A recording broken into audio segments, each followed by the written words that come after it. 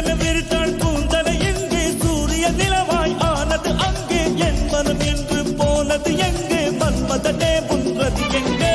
கண்ணத்தை தொட்டால் சந்தனம் கொட்டும் வெட்கத்தை தொட்டால் குங்குமம் கொட்டும் புன்னகை பட்டால் மல்லிகை கொட்டும் பார்த்தால் பருவம் மூச்சு முட்டும் காலை ஓசைகள் கம்பனை தேடும் அம்மம்மா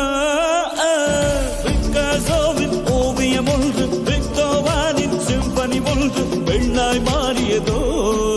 அந்த புறத்து மகராணி அந்த புறத்து மகராணி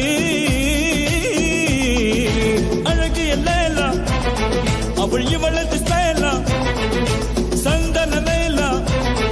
இவள் மன்மத புயலா அடடா பூவில்